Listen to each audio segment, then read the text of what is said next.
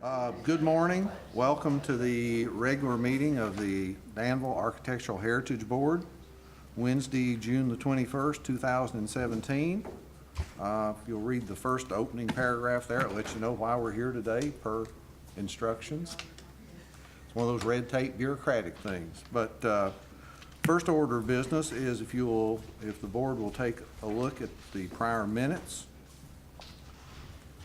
from 5/17, 5/26, and 6/7/2017. And I think we probably have to approve those in order, correct? One at a time? Or can we do all three? Okay. I move we accept all three sets of minutes as written. I have a motion. I have Isn't that two of them? So Can I second my own minutes? You can, Yeah, okay, I'll second. we do have a quorum, and you're part Yeah, of it, yes. okay. So we have a motion, have a second. Further discussion? All in favor? Aye. Those opposed? Motion passes. Third item on the agenda is, we've got a couple of certificates. The first being 217 South 3rd Street. I think that's to deal with Ephraim McDowell. And Mr. Denny, if we'll be gentle with you, if you'll, what happened to your wing there? I had an MRSA attack and had several pounds of flesh removed from the bottom of the foot, so to speak. So I'm still hobbling. It's healing. It's just going to take a while. So We'll go easy on you thank today. you. Yeah, All they right. have to drag me out because I only got one good leg now. So And you couldn't get any of your compatriots to come over with you? they're all kind of busy. Okay, all right. So good morning. Thank you, board, for hearing me this morning. The proposal I have is to increase our outpatient pharmaceutical side. We're looking at a new avenue of business to help the community. Prepackaging drugs, instead of having all the bottles and have to do it yourself, we'll pre-pack them in containers and send them to you, or you can pick them up. And to do that, we need more space to spread out. And so that's our proposal today, is to take up what would be termed, I'm sure, in your regulations as a porch. But it is space that's really kind of unused by anyone other than people smoking or having a snack on the front porch and leaving their waste that we pick up. So we're trying to do this in a manner that will give us more space with less, how should we say, interruption to hospital services. Do you want me to go over the findings? Would you please? Okay. Go over our findings of fact, if you would, Julie. Am I on? Okay. This property is not listed on the National Register, so it has no historic fabric that we need to be concerned with. The property does contribute to the district just by its sheer massing, but overall, just to give you the short end, is this has no adverse effect on the district. Okay. I move we accept the findings of fact. I second. I have a motion, I have a second. Any further discussion? Those in favor? Aye. Any opposed? Nope. Motion carries. Now Thank we- you very And much, proceed. sir. Thank Now you we all have for your to help pass this morning. Now we have to pass the COA. Oh, I'm sorry. Okay. We have to vote on this now. Okay. Yeah. I make a motion, we approve the certificate of appropriateness. And I'll second. Okay. We have a motion and a second. Any further discussion? Nope. All in favor? Aye. Those opposed? Now I can Great, move sir. forward. Now you can You're go. done. Thank you all for your time. You're I official appreciate it. now. Thank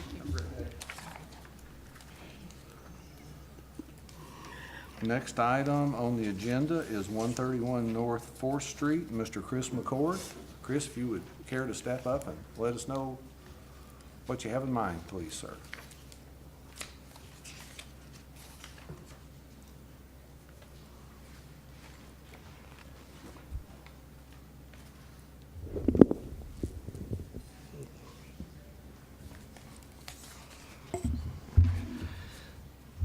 Good morning, everybody.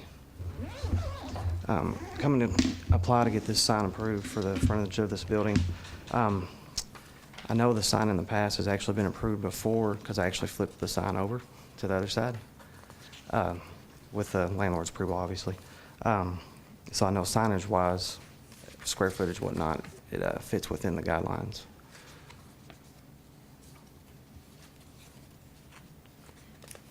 questions?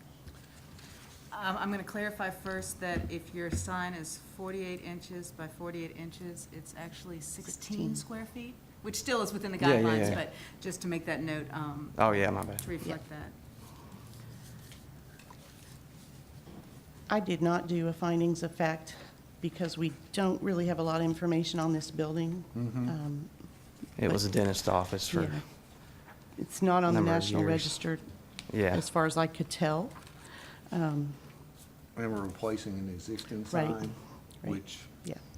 So I guess I'll make a motion that we approve it. okay. Motion to approve. I'll second. You have a second? Any further discussion?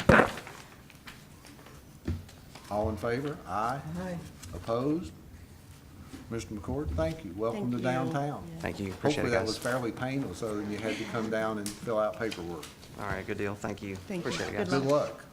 Now, well, tell us a little bit about your business.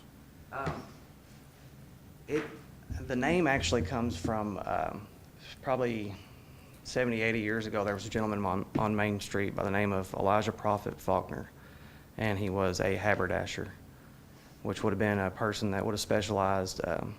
They could have sewn you a whole suit, but they were more about the buttons and the zippers and accessories. So their shop would have been a small little store with quite a few different trinkets, which is kind of along the lines of where we're coming from with our business as well. So, and there was another store in the late 70s, early 80s, and there's actually a ghost sign on the side of the building there, where there was another business similar to this, would have been named the Haberdashery. So between the haberdashers and the haberdashery, just kind of played into the words and kind of fell into Okay. it. So yeah, Really cool. That's cool Yeah. to know. Thanks for the history. indeed. Yeah. Appreciate All it. right. Thank you. Thank you, guys.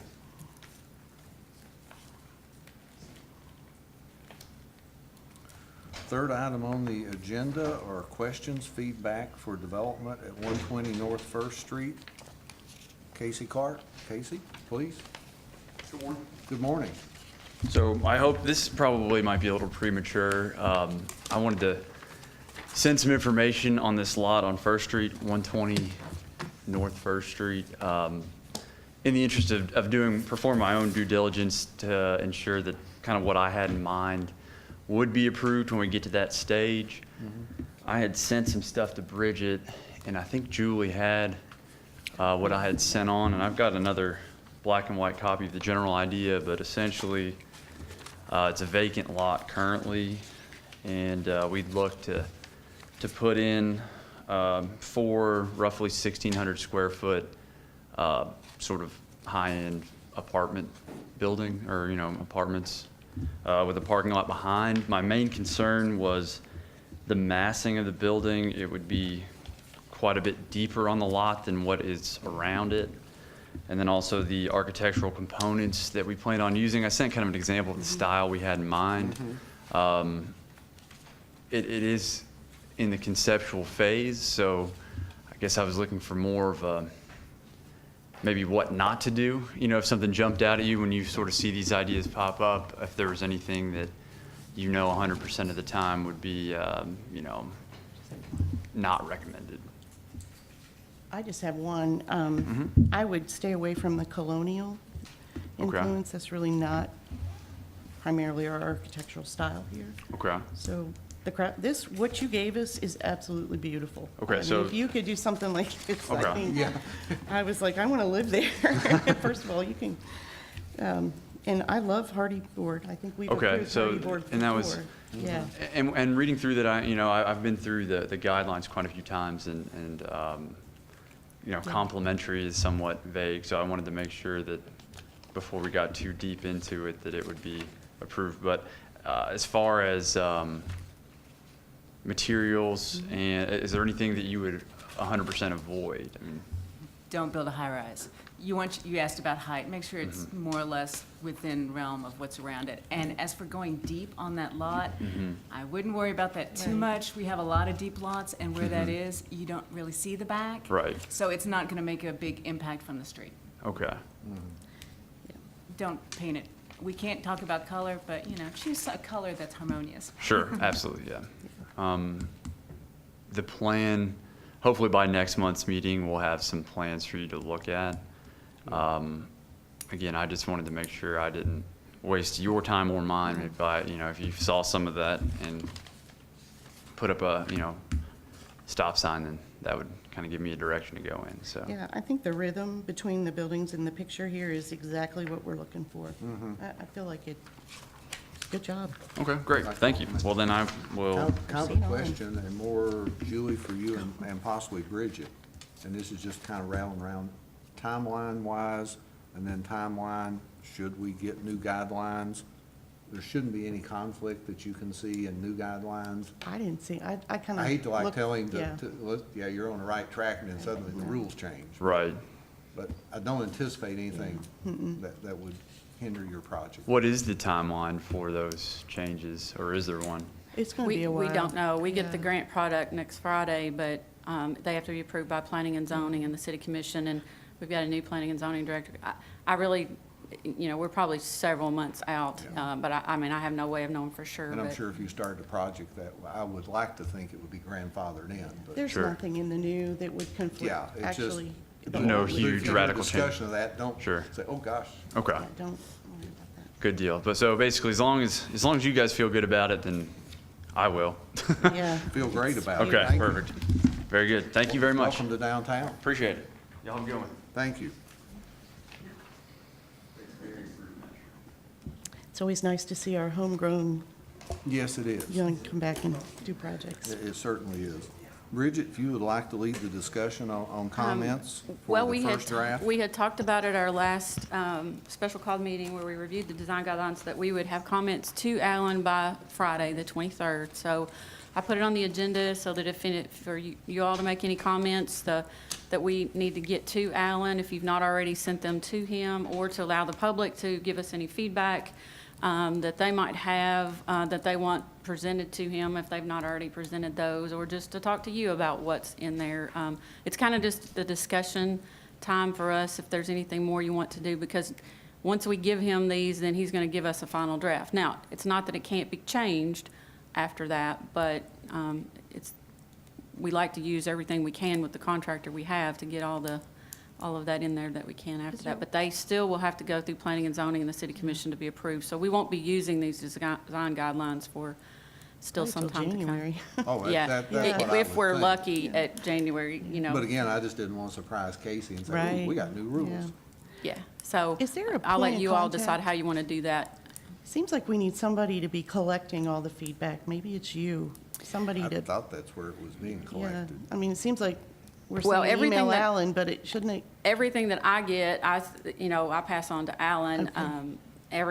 All of us can see, that's a member of the group, can see what Right. feedback is going to him from the Facebook guidelines. So But minutes other from than this the morning's board and a meeting would few go of the people out. in the crowd, I don't have a whole lot of extra comments. So, I mean, should we write, I took old and new and laid them side by side and went through, and there's just a few things that I brought up at the last meeting. Should we be putting those in writing and giving them to you to give to Alan? if you have those, that would be great. Okay. We are trying to take notes and get information as quickly as, Okay. as much as we can too, to get those to him, so. However you would like to structure that, I put it on there so that we could discuss it and get any feedback you might have if you haven't already given that, or if anyone in the audience hasn't given that already, so. I have one sort of thing we never talked about, and it sort of plays on what Nick brought up about internally illuminated signs. We have allowed channel letters. Do y'all know what channel letters are, where each individual letter is lit? Those aren't in here, and we have allowed those. They're on the parking structure. I believe Chase Bank has them. Well, Chase was grandfathered in, and the parking structure's outside of our Right. jurisdiction. Do we want to allow channel letters? Those are internally illuminated, and the way it's written, we wouldn't allow those, and Are those, I can't remember if those are in the sign ordinance. Are those allowed in the sign? Yeah. Internally illuminated signs Yeah. are at present prohibited. right, but somehow we've got, Well, Chase, again, was grandfathered. what about Whitaker? Do they have? No. Okay, They came before us and requested an internally lit sign. We turned them down, and they Okay. just went with what does they the have. hospital have one? The hospital has an internally lit. Yeah, I don't know if that was before or after. I don't remember either. It may but- have been grandfathered in. And then again, the parking garages. Right. Exempt. Our governmental agencies tend to do whatever they wish. I without- personally like channel letters. I think it would be something that wouldn't hurt us, but it's the majority rules. Well, and I also like, as has been brought up before, it is dark on the streets. And having there is ways of doing lighting on signs, I understand that without the internally lit, but I agree with Julie in this case. Well, it's difficult to lay out a guideline as one size fits all. But, and I know that people bristle at the idea of when it says when appropriate, yet that's our job, is Right. to decide when something's appropriate. So if, I would be in favor of channel letters, but not backlit panels. Right. And, but yet, I think we would need to have discretion while we can't comment on content of a sign, its construction and its overall visual impact, I think we could. So if it's structured in that way, I'd be comfortable with it. You know, I think the community arts sign is fantastic, and that's internally a lit sign, so maybe. But it's also outside I of know, jurisdiction. but if there are examples that we like in the So's the district. library. Yeah, But maybe it's we need outside our to, jurisdiction. maybe we need to tweak that to give us a little more room to look at those. Do we notice a tendency here that the government Yeah. agencies are very adept at breaking the rules Yeah, that they and we, don't have to follow? I guess my point is, we like those examples of what has been put in, and now we're saying that we don't want them anywhere else, but we like those. Maybe we need to ask Alan to take another look at that. And I don't think that has to be a motion or anything, No. it just needs to be in the notes or Yeah. in Okay. the message to Alan to take a look, if you would, Bridget. Thank you. I think And I- at our last meeting, he did say that some historic communities allow them. Yeah. And We've had numerous requests for it through the years, numerous yes, requests, and I don't have a problem with it, we just could not approve it. Right. because it was in the guideline. I think we've answered what I was hoping. The other thing is that I did have a email conversation with Vicki Bierenberg from Frankfurt, and she is bringing comments tomorrow on this document. So I guess when we meet with her tomorrow about our grant that we just got approved. So once we get those comments, there may be changes that we'll have to send out to everybody, but she said she would have some comments tomorrow. Yeah, Great, So- great. watch for We ready changes. to hear from our citizens and the public? Bridget, we good to go? Yeah, this is your time, however you want to use it. I won't throw a time limit on unless someone starts going on and on and on and All on. right. We might have to kind of, to respect other folks' time. Okay, Brandon Steve. Long from the Community Arts Center. One comment that I had to make about the internally lit signage, and I think the problem that most people have with internally lit signage is, we've seen the ones that kind of existed sort of in the middle of the era of internally lit signs that had the, like 4 fluorescent bulbs. And without fail, one of them would go out and start flickering, and then another one would go out, and they would eventually would all be dead except for like one flickering bulb inside the sign. But I feel like that signage has come a long way just in the past 10 years with LED lights that are very low maintenance, very low energy consumption kind of thing. And you don't see a lot of those same problems that you used to have with the internally lit fluorescent signs. So I kind of wonder if the no fluorescent internally lit signs might be a good tweak to the no internally lit signs, because I think that gets away from a lot of the problems that you expect to see. Like we've all seen on the big box stores, we've all seen a Goodies where the G has went out and it just says Oodies all of a sudden, which is always awkward. But I feel like having the internal LED things would avoid a lot of those issues. Excuse me, that brings to mind that if we were to allow any kind of channel letters or LED lights, I think we want to not be open to activated or animated signs. Because I don't think we want like pawn shop flashing things. It says no motion, asking. Yeah, I think there's few things more hideous than exposed bulb LED signs that are just like, they'll absolutely burn your retinas. Which, as we're waiting, nice shirt. Who designed that?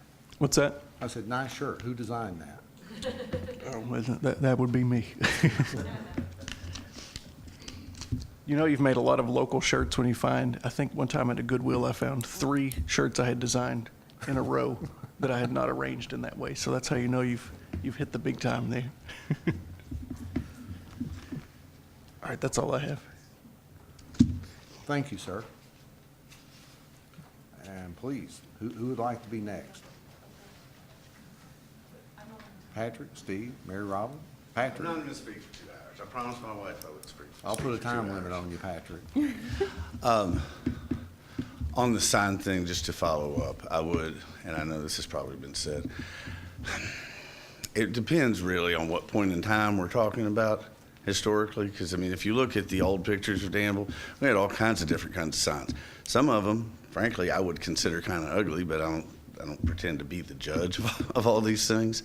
But it would be disingenuous to say we're trying to be historically accurate while prohibiting things that are clearly in our history. So I would say that the short version, did everybody read what I wrote yesterday? Did you all see it? Huh? Well, if I read it again, Tom's going to cut me off on time, I think. If everybody saw it, Bridget, okay. I don't know that the board all saw it, so. I'm getting a shake. I know Mary did. I did, yeah, but Julie didn't. Okay, I can try to speak. Well, the Cliff Notes come down to just this. Across the board, everything we're talking about, the word guidelines, I like. I think we need guidelines. I think that it's important for us to have kind of a vision that's in keeping with what this town has always looked like, not just as far as I can remember, but my father and Mary Robin's grandfather and, you know, and going back. We have, I think we all internally know what that means, but some of what I see here turns into mandates, and they're mandates that seem to go to some fixed point of time that seems to be a little bit arbitrary. Are we talking about what something on Main Street looked like 20 years ago, 50 years ago, 100 years ago? The example I gave, there were several. I mean, I think about the old O.R. Ware versus Greider's Pharmacy, which I always want to call Reester's because they ran it. And then I thought, as I was walking out of my office, which I love what John did with my office. I mean, I think that's a shining example of what we're talking about. Donald Spoonamore is one of my favorite people that ever lived, who ran the Boyle Pharmacy. And I decided not to get into some of the stories of the Boyle Pharmacy, and those of y'all that remember Spooning know why. The blood pressure machine comes to mind. But that sign, and it changed some over the years, and the whole front of that building would not pass muster now, except for this. It's what that streetscape looked like for at least 50, 60 years. So I think you might be stuck with it. I think from the vision that everyone seems to have expressed, what Farmers Bank did with it is far more in keeping with what you have in mind. But as I read these, quote, guidelines, the mandate would be, no, you can't do that. And I know that we'd find some wiggle room around it because it's historically accurate to a certain period of time. But it concerns me, and not to brag on Farmers, but on the other side, on 3rd Street, where the hair shop and the old record ranch, if anybody remembers that, some of y'all probably don't even remember vinyl records, but again, the same deal. We've done that in a way that is in keeping with what I would say the top of that building, looks like. The other big thing was engineering issues, and I know this has come up a couple of times. Most of these buildings are built better than we built them today. I agree. I live in one. But there are some things, especially with water removal, I hate to keep coming back to that, but windows, soffits, and gutters, that I don't see any leeway for an engineer to come in and say, okay, we can do this better. And why does that matter? Because we all want these buildings to stand.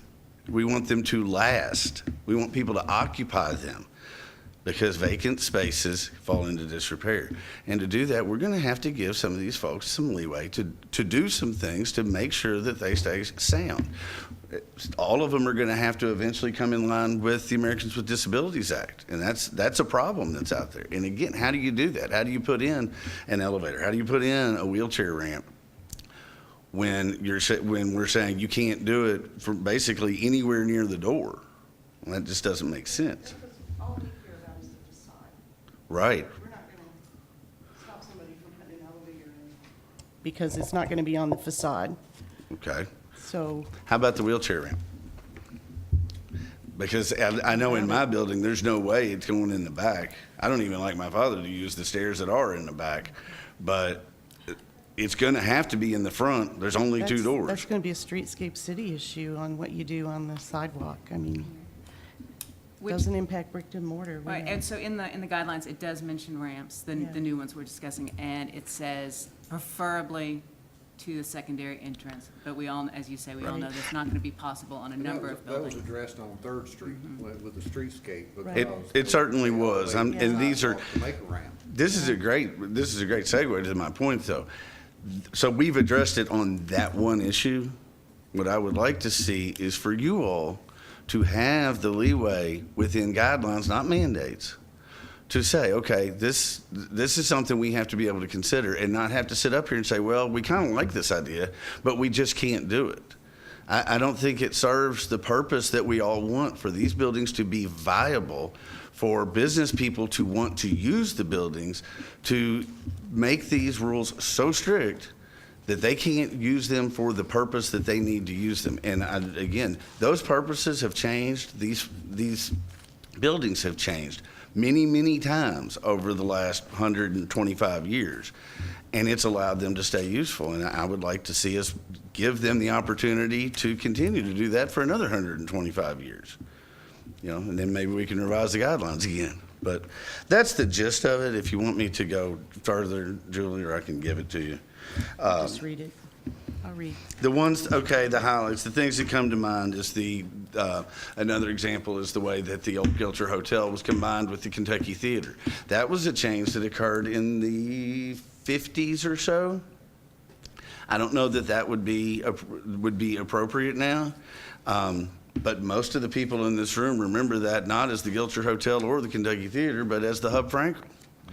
And it was a draw to Danville from not just Danville and Boyle County and Stanford and Garrett County. People came from Lexington to do that. That was the draw. It was the anchor of downtown But I Danville. don't remember any facade impacts from that. Yeah. But you're saying the hub. The Hub was two buildings, and there was in fact a marquee. Yeah. The Louisville store next door clearly had a very, very different Yeah, facade it did. than what's there now. I mean, very, very, very different. And the pictures show what we're talking about. And again, I'm in favor of what we're doing. I'm in favor of these guidelines. But I'm in favor of you all having the ability to say, okay, this is something that's going to be an improvement, or this is something that's going to be necessary. And I'm just a little concerned that changing it from prohibited to not appropriate doesn't cover that. It doesn't give you what you need. So, but it really, believe it or not, it really does. So part of the problem that we had with the state level is that a lot of exceptions were being made that went very much against our current code. And so that's why there were so many no's when everybody liked the idea. But as long as you've got that, you're the lawyer, right? As long as you've got that wiggle room in those words, instead of being prohibited, it is not encouraged, or preferred would be. All of a sudden, we have got space to say, the guidelines say this, but because of this, we're saying this. Yeah. So what we're looking for is wiggle room. And All right, and then the final question, because that covers really number 4 in the thing, is how, and this was, if you want me to defer to Mary Robin on what priorities are, there are times when we also have to say, okay, this is, and you all have talked about it, I think, recently on a couple of structures where the die has been cast, and then there are also the structures that, and Mary and I have talked about this, where You know, they weren't ever intended. If you're talking about an aluminum warehouse or a concrete block building, that they were never intended to last that long. And then sometimes things have run their use, and maybe something better can happen there. Maybe that's where we get the infill for the historic replicas that they do talk about that fill in and provide a streetscape that's more in keeping with what we have in mind. Do you feel like these guidelines provide for that? And I guess that is a twofold question. One is buildings that are so far beyond repair that we can't do anything with them, and another is just a situation where they've outlived their purpose. And there aren't too many of those, I will say. I mean, that's pretty limited. There is a section on demolition. I don't know if you saw that. No, absolutely, I Yeah, did. okay. But again, it's pretty, Well, we know for sure that there's one right now that there's a great controversy over. And I think our job is to preserve the buildings on Main Street, so I think, We're gonna try to keep it building up as long as possible, and when that's no longer possible, all of a sudden, it leaves our hands, and then it goes to the city.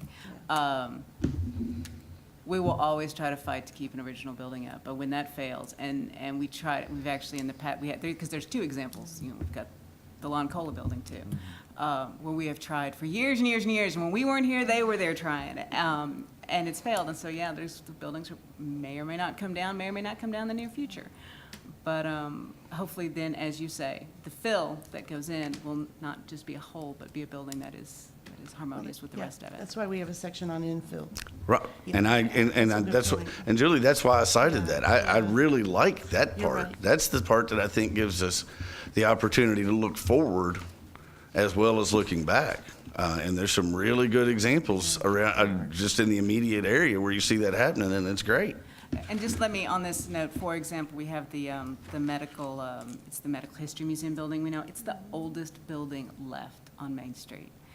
Like old, early 1800s old. If somebody came to us and said, we want to tear that down, that would probably not happen. There would probably be a lot of things that would go around to make sure that didn't happen. But again, as you say, flexibility on other buildings that maybe don't have quite that long history. Sure.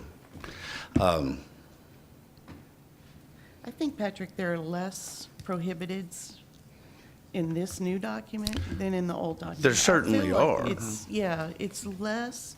I can only think of one. And I talked to Alan about where it says not appropriate or inappropriate. He put that in there to give us a little bit of wiggle room.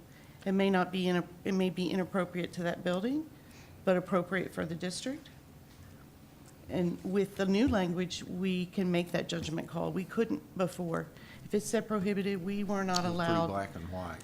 Inappropriate means, okay, it's inappropriate for that building, but is it better for the district? That's the way I'm reading it. I don't know I if guess you all what I would agree. ask Alan to go back to Alan on is this. As you pointed out, I am an attorney. And yes, that's prohibited versus not appropriate is a difference. I don't think it's a distinction. And I think we can come up with better language than that to accomplish exactly what you're saying, Julie. Because I feel like we're on the same page here. That's exactly what I want to see. My gosh, if you quote me. The whole thing I'm saying is I would like these to be guidelines, not rigid rules. Am I because- not correct that if the Heritage Board turns something down, that someone has the option of going to the city commission for review? I mean, we can be overruled also. It got changed. Okay. It goes to the city commission, but, you know, preferably, we could figure that out here, that we don't get to that situation. Right, that's our Sure. That's Well, our and job. that's But the example I When cited. you're and talking I'm- demolition, you know, That's the example I cited. You had two properties on the corner of Fifth and Main. One, in my opinion, was totally unusable at that point, and Center's constructed what they did there.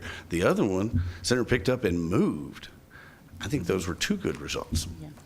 I'd like us to have the option of looking at those kinds of things. I don't think I have anything else. Do you want my copy of this, good? Yeah, I'll put it in the minutes. That'd be good. Thank you all. Thank you, Patrick.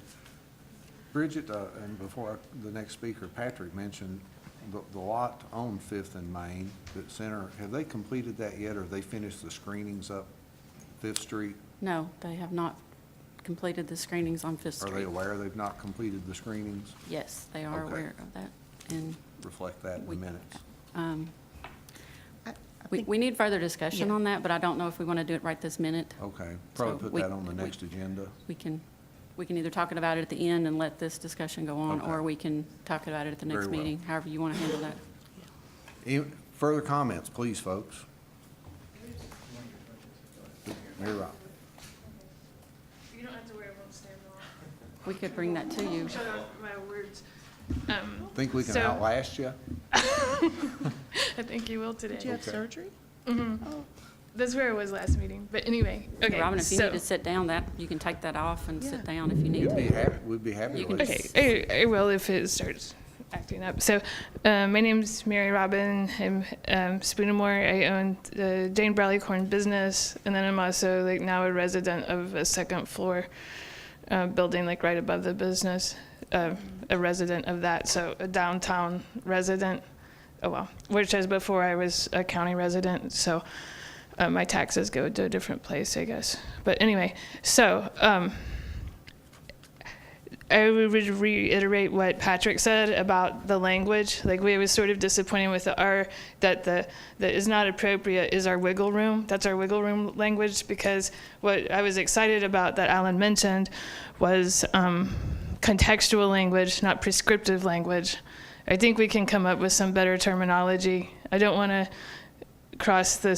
make the people in Frankfurt unhappy to do that, but I thought that they applauded our work as a historical board, your work. I didn't realize we're on the edge of not meeting their qualifications, so. That was a few years ago. That's Okay. why we've, I think she's talking about what currently we got because of the staffing. oh, yeah. Oh, no, I was saying that you had mentioned like Oh, yeah, no. that inappropriate is that's our gateway to freedom. And The Heritage Council wants us to follow our own guidelines. That is what they want from us. And in the past, when I say in the past, I mean like 5 years ago, before that. When did they last, I can't remember when they last spoke to us about it, but in the past, those guidelines were not followed. So if we write these guidelines and there's appropriate language that doesn't say prohibited, then we have wiggle room. That's where that comment came from. okay, Makes sense. all right. I do hope we can find better language, better contextual language, that if there are owners of buildings and people that want to make investments for the good of the overall good of the social and commercial environment downtown, that they aren't kind of like beating their head on an anvil, trying to get it through. Because then all the energy is just sparks going off, right? And that energy could be put downtown, to me. So just what I'm talking about are like ideas that get thwarted. Hopefully these guidelines will let people's ideas come into fruition a little easier. And then there were a few specific things, memory, but I just noticed, this is a personal opinion, and I put it on Facebook. So I was told the Facebook design guideline page was where you guys saw the comments, but then I understand some board members aren't on Facebook. So there are a lot of citizens that have a lot of things to say about what they want for downtown that I hope somehow you all get to look at, because that was our channel, was the approved means of giving input, I thought. But so a couple of things I mentioned, like I don't think that cotton canvas awnings for every building is necessarily that desirable, but I noticed they're highly encouraged. And then I did post some pictures that I hope you looked at. Chris sent me on the metal awnings, just someone mentioned they're very expensive. Yes, they would be, but so there are people that want, it's a distinctive look, and they're willing to pay for a distinctive look. And then I noticed on the signage for windows, like the graphics are supposed to be on the, like, formerly they were on the outside.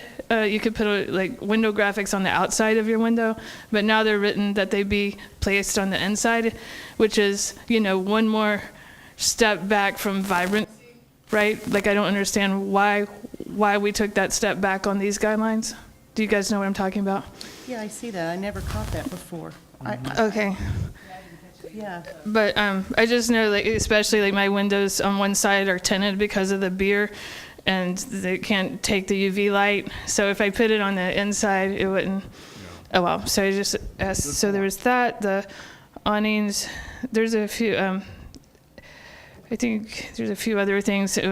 Maybe I'll let Brandon and you guys speak about the art when you. But there were many good things about the guidelines, and we're glad to see that at least the art was addressed. There still, as is, would be no mural on the side of my building unless I wanted to put it up on plywood. But I'm okay with that, but I will never agree with it, just for the record. Okay, I think that's all. Thank you. Thank you. And next? I'm Kate Snyder. I'm also with the Art Center and Pull that up. up. There we go. I'm also with the Art Center, and I don't want to be super repetitive, but I also think it's important to hear multiple voices amplifying the same point about the language. So I just want to clarify. You're saying that when things are listed as not appropriate, that doesn't actually mean no? Really? Just like an outside reader, I would read that and be like, oh. Like if I tell my kids something is not appropriate, that means no. Yeah, no. So if it says prohibited, that means Prohibited means no. If it Not says appropriate means maybe. Not appropriate, it means we are trying to discourage people from asking for it. But, well, so you reading those guys like, they're not gonna allow that, great. But say you have this idea and you love it and you're fabulous, you can bring it before us anyway, and we'll say, okay, it's not as the example Julie gave, it might be very appropriate for the area. So it's wiggle room for us. But it doesn't mean we want to encourage it. And does everybody know that? Because I'm thinking in terms of, not in terms of me, the outside, but I'm even thinking in terms of the board. So you four all agree and know that that's what that means. Does the next board get trained on that secret code, or? It's not a secret It's code. not a secret code? It's discretion. Okay. I think it gives us discretion. So you feel like any people sitting in your positions, not just you specifically, would have that same understanding? Because that's my only concern about guidelines that are just making sure that that all of this work, that these sort of understandings that the community comes to aren't lost when new people come into the seats. It could be a danger in the future, and Patrick, discretion's a two-edged sword, isn't it? I wasn't gonna do this, but respectfully, I disagree. When I tell my kids not appropriate, Just so you know, we're recording this, and when you're talking out there, it's not picking it up, and so the people I who know I might want asked to you watch speak, it and I'll probably can't see it. regret it, but, I told my wife I wouldn't do this, but I would have to agree with Kate. If I tell somebody it's not appropriate, that means no. It's a nice way of saying no, but it still means no. And I know that you all know that. I mean, there's been plenty of discussion from all of you. I understand that you all say it gives you the wiggle room, but you can't predict what the next board. 10 years down the road, And more importantly, because you all will be around and say, hey, Tom, what did that mean? That's fine. But the next board after that, and the next board after that, somebody's going to read that and see no. And I think that has to be addressed. I don't want to go further into it, but I guess if I'm the lawyer reading it, that's what I'm going to see. So maybe instead of not permit, not it's not encouraged. Is that better? Yeah. Not encouraged is better than not. It seems more Yeah. flexible than not appropriate. Is discouraged. Is discouraged but not prohibited. I know, yeah. I mean, you can Well, tell it depends on yourself what, it's trying to be the it perfect is. language. I just opened up on page 61, snap-in grids between panes of glass are not appropriate. We all know that that's not appropriate. We would all most likely say no to that.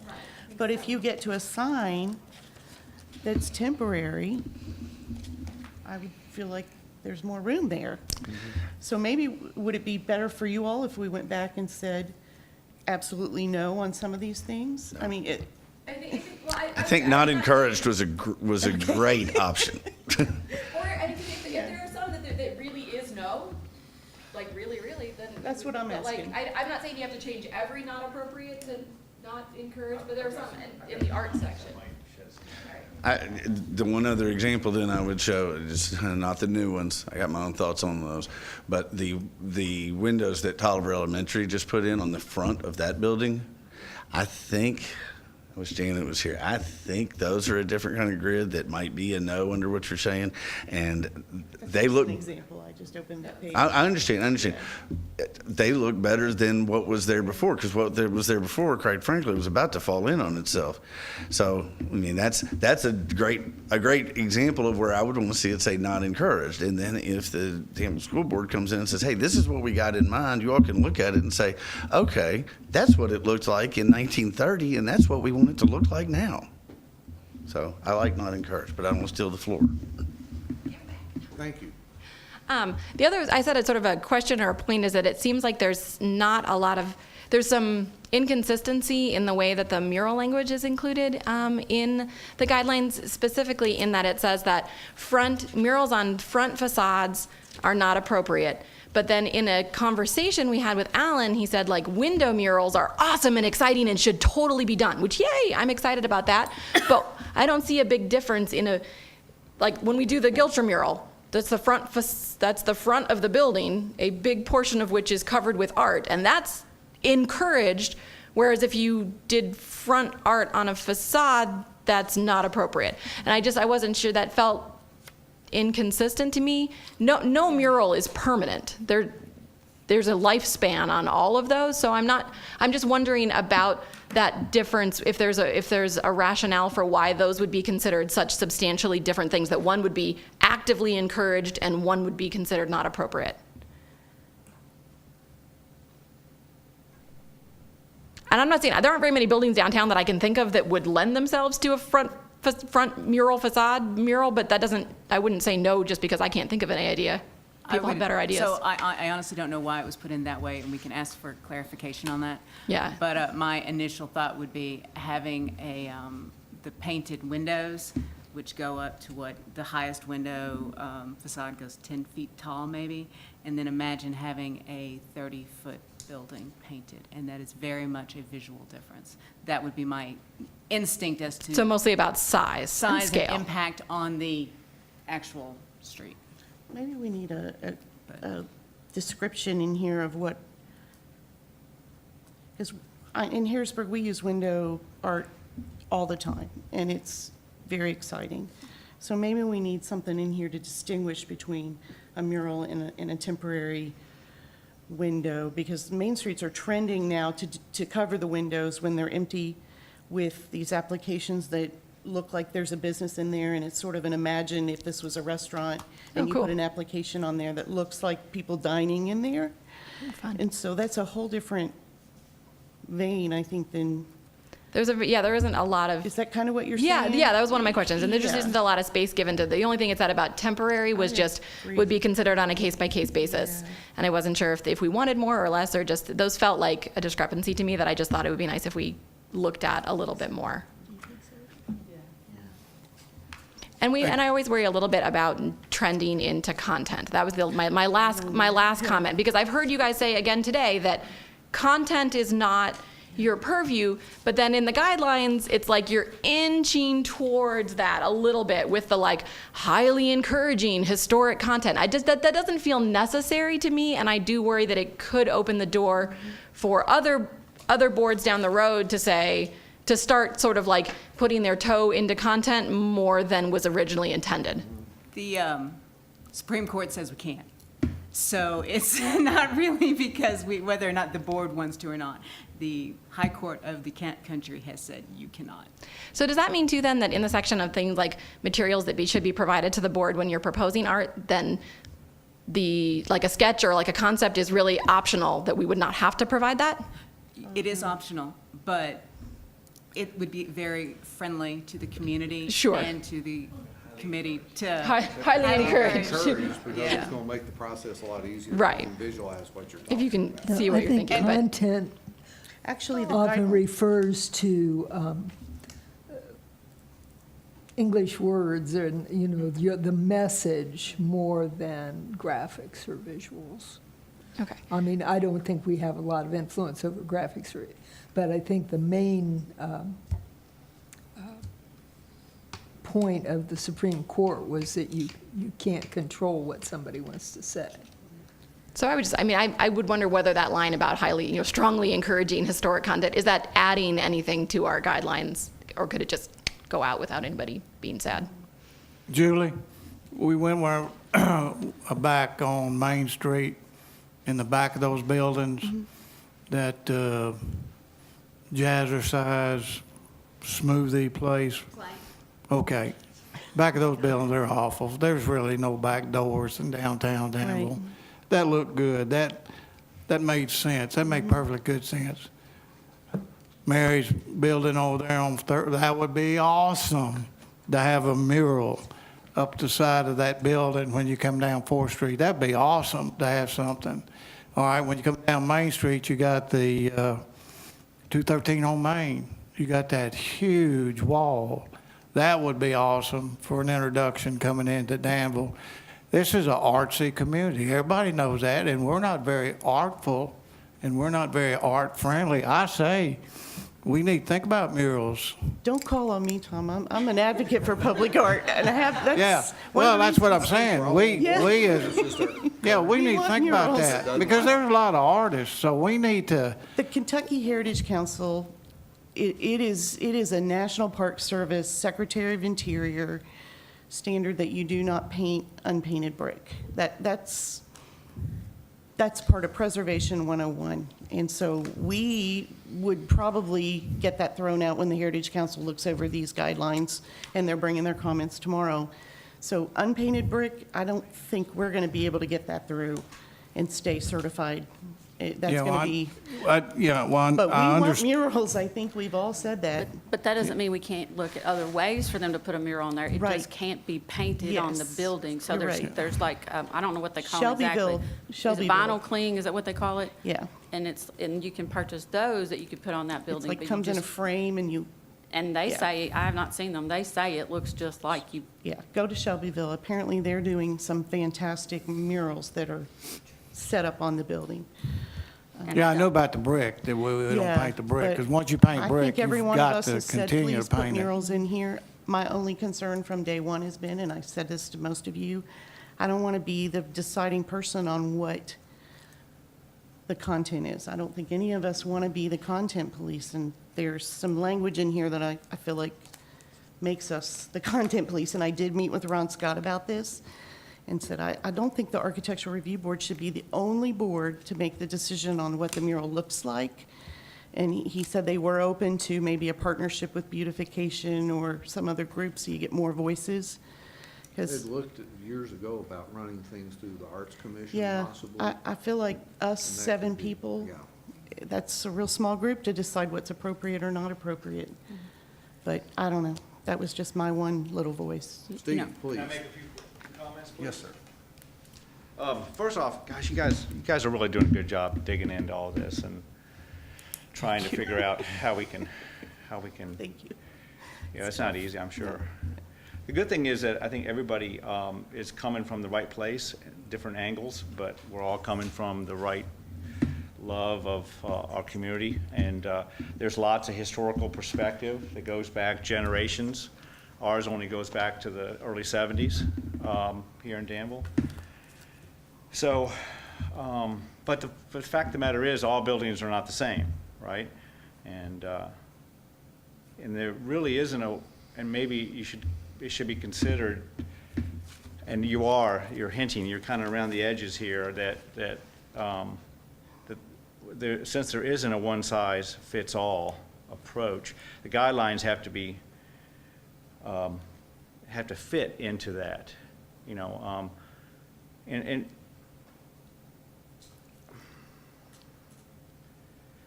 it has to be a simple guideline that can be added as like an overarching, almost like as a umbrella of all the guidelines that can be easily seen clearly in the marketing, on the website, for current owners of buildings, for future owners of buildings, for And this dovetails into so many different areas in terms of it affects the design, the streetscape. It adds into the safety and walkability. All the other different groups are, I think your all's group is really one of the most important because of the ability to kind of collectively gather everyone together in a design approach. So what I would like to see proposed to Alan Higgins is just a simple rating system. Since all buildings are not the same, come up with a simple A, B, C, and D. There are A buildings, B buildings, C buildings, and probably D buildings. Okay, the A buildings are the ones that from historical inception, from intent, from when they were born, as it were. I'm a builder, by the way, so I do a lot of different historical stuff as well as new construction.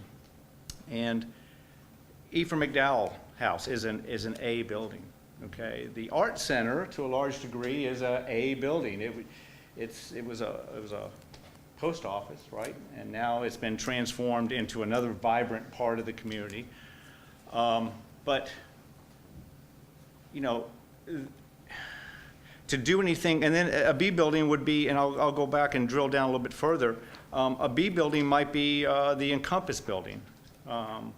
There's a number of buildings, Paris's building, where it has been modified, but the owner has chosen to bring back characteristics that were historically accurate in many ways. But it was also, that was what pharmacy was there in his building.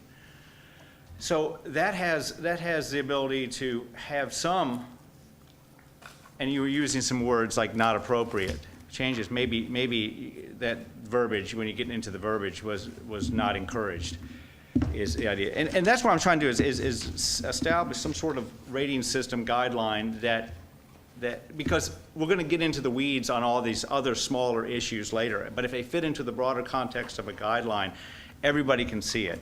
Hey, I've got an A building, or I want to buy an A building, or I want to take my A building and put a brewery in it. No, that's not going to happen. And they know it right off the get-go. You have a C building that has even more leeway because that building has been modified and changed over the years from inception, and the owners, future or present, should have the ability to say, yeah, I've got a C building, and if I want to take it back to the 1950s, I can.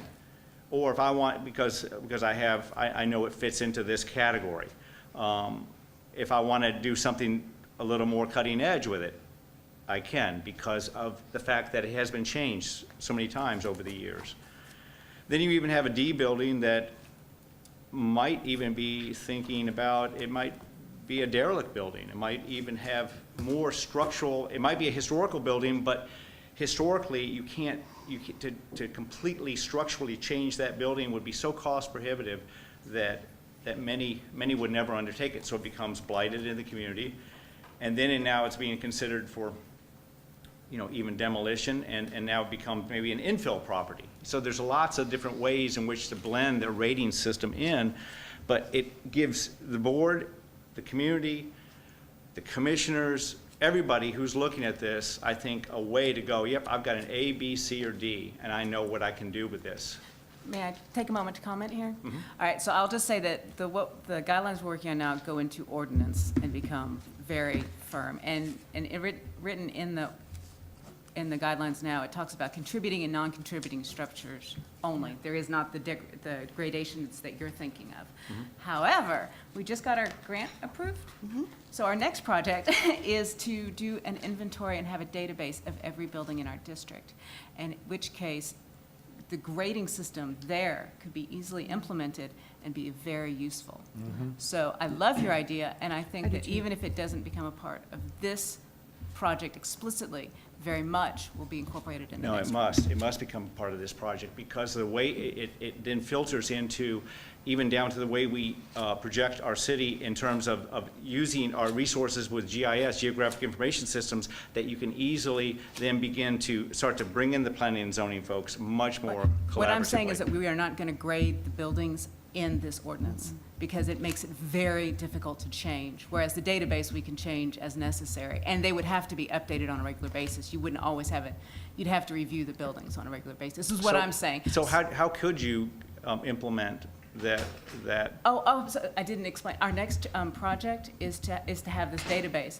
So we would grade all the buildings in that database, and that database is planned to have the GIS to be available online, all of that. So everything you're talking about very much could be wrapped in easily into the next step we're getting ready to take.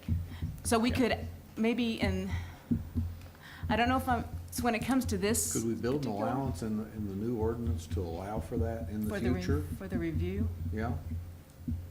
It's still a historic district. I think we're losing sight of, Yeah. this is a historic district, and if we start saying it's okay for, I don't know, I'm just talking off the top of my head here, but I'm curious if this exists anywhere at I've present. never heard of it, but So that doesn't mean. the historic district I lived in Florida, we had contributing and non-contributing, and that was it. And if you were a contributing structure, you had very rigid guidelines, and if you were non-contributing, you had flexibility. And we kind of have that here. And we Yeah. do kind of have that here, but But it we're has trying to not make it been- more, it's a little gray right now, and you think it's black and white, but it's actually pretty gray. And we're trying to remove some of that. It's very difficult to legislate judgment. And that's why we, as concerned citizens who have to demonstrate some level of expertise to be on this board, that's why we're here. If it's all in black and white, we don't need an architectural heritage board. I really like your idea, but in the back of my mind, I'm going, okay, now we need a whole new ordinance or a whole new set of guidelines that says what's an A, what's a B, what's a C, what's a And then we D. got to pay an engineer to come in and assess No, all I the don't know if you do. buildings and- That's what I'm saying. I don't think you have to pay an engineer or a consultant every time you got a question like this. I think that you put it together with all the people that have their hearts in this and say, let's get as close as we can. Okay, we know, I think a lot of people are going to say, yeah, the E for McDowell is an A. Everyone agree? Yeah, okay, that's an A.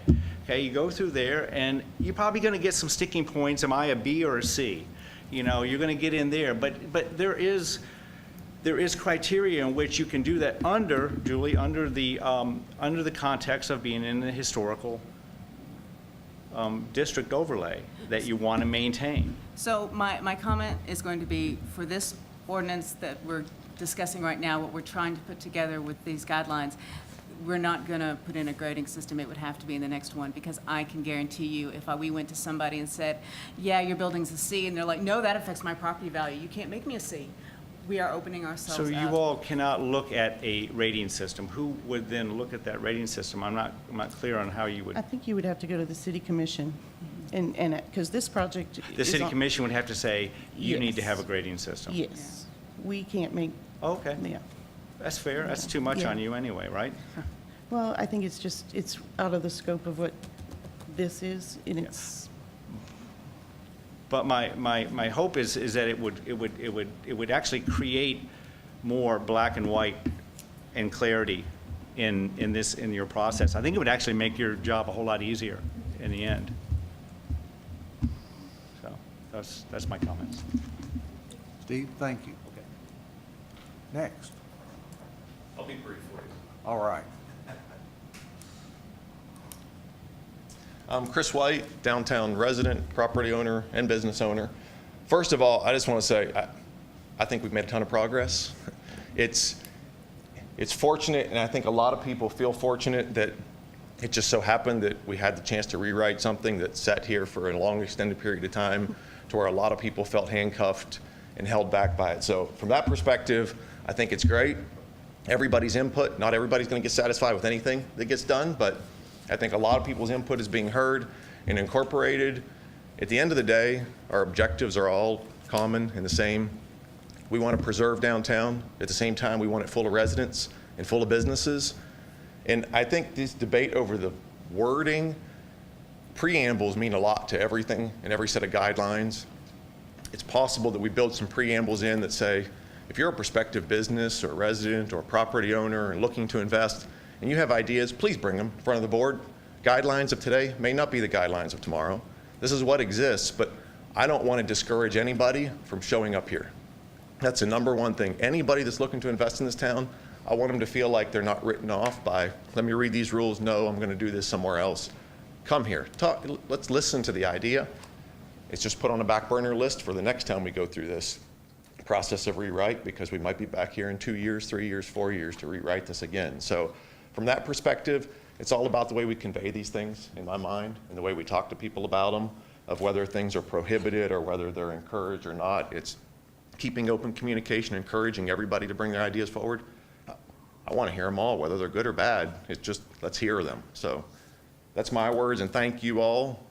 Again, I think it was a great time to sit and have a chance to rewrite some of this stuff and build it back up. So it's encouraging from a person who's highly invested downtown to see all the ideas coming from people in the community and a lot of it being heard and listened to. One question is, I know next steps are we have to put this in front of City Commission and Planning and Zoning. Do we expect the way it's currently written to generate pushback issues, rewrites, red lines? There's no way to know.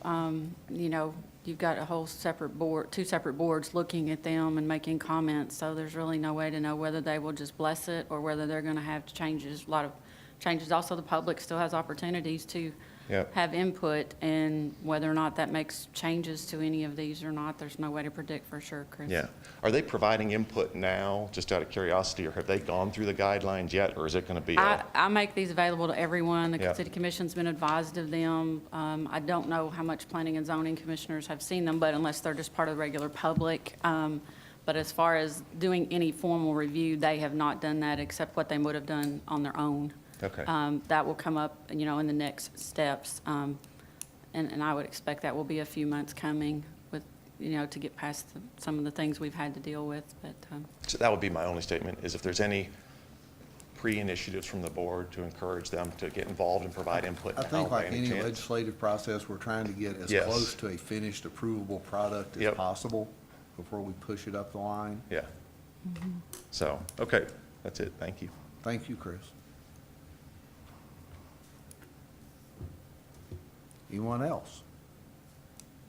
Thank you, folks. This, Julie and the rest, this is rather refreshing. Yeah. Kind of groundbreaking. It's great to have input on something like this, and it feels like the community will have written it when we're done, so Yeah, that's great. I'm pleased to see that we're arguing over vocabulary.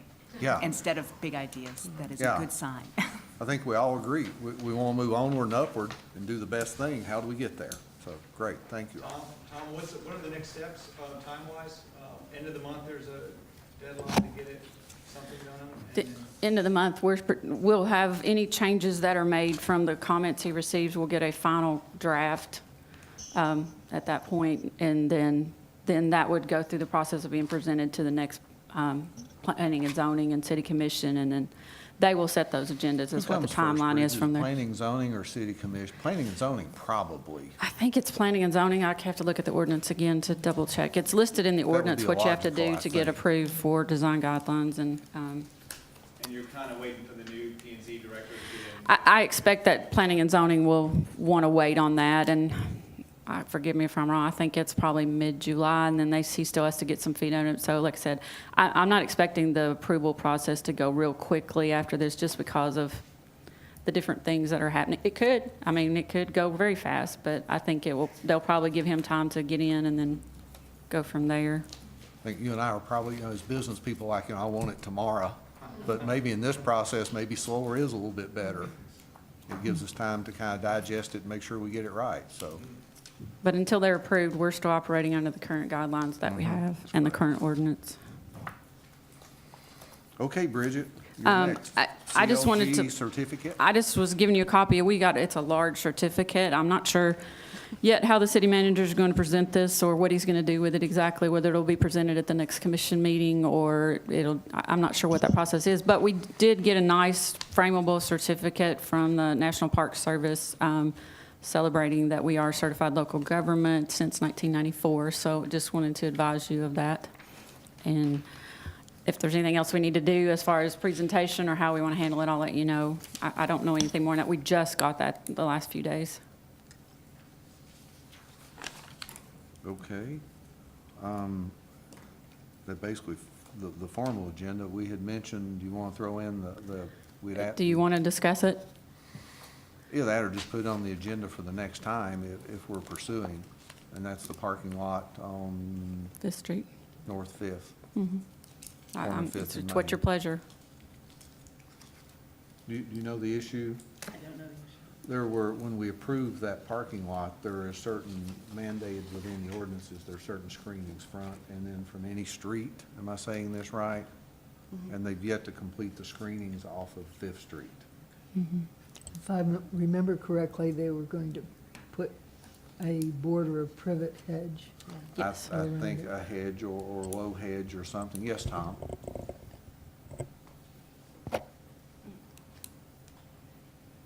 There we go. Got a call several weeks ago about that. They looked between the wall, sidewalk, where the automobiles are. If you get a plant that's too large, and what you've got is pushing on the sidewalk, scratching the cars, I said, but they make a small miniature evergreen, not boxwood, but it's an evergreen, that may work. You may be able to plant even more because they're miniature. If you plant one that's like boxwood or something like that, you got a problem, because they start to hide things that may go on behind the wall. There's been some problems like up at the library in that area, so we don't want that, but don't know what they're gonna do. They'd have to prune them. Yeah. There are some low grow varieties, I think, out there now, but probably our next step would be just ask Center to attend our next meeting and give us an update on the project. Yes, Well, they, that'd they, probably be the appropriate they step. have concerns about the safety, and at the time that this project was approved, there was no parking on Fifth Street. There is now parking, so they're concerned about that. I think we've had other examples of that maybe in the community, I don't know, like, Yeah, they had asked for the parking to be reinstated. It gives more parking place, because you know, in Danville, well, there's no place to park. Well, that opened up, they asked for that, so that was reinstalled. In fact, we might have put a couple of more towards Broadway. Fifth Street's gonna be milled and resurfaced this fall, so that'll make it better. But I did, when I mentioned the miniatures, I did mention the fact, now, you know this was approved by the board, so if you've got something that you want to do, you need to come back and get a package and resubmit this, because you're right, under a mandate to comply. I have a question. Yes. It looks like the original certificate of appropriateness has expired. They have a year to complete it, and the one you just gave me, Bridget, is dated 2014. Yes. So they need to come anyways and get a new COA. well, I guess that was a question I wasn't sure how to handle, because the project is essentially completed except for that section. But it was an original requirement of Right. this COA, so they're not in compliance with this COA. But if they want to make changes to this, that was my comment, is that you have to come back before the board, because for us, we're trying to enforce the original COA. I concur with Tom. I think they need to come see us next month. Okay, we will, and Just I update believe us that on what was, their plans are. I believe that was their intent, because I had asked if they wanted to be on this agenda, so.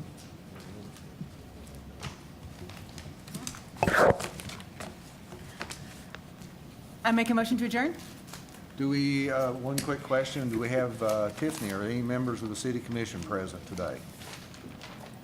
No, sir. Would you note that in the minutes, please? Yes. Thank you. I'm sorry. I make a motion to adjourn? I have a motion to adjourn. Do I have a second? Second. All in favor? Aye. All opposed? Thank you all.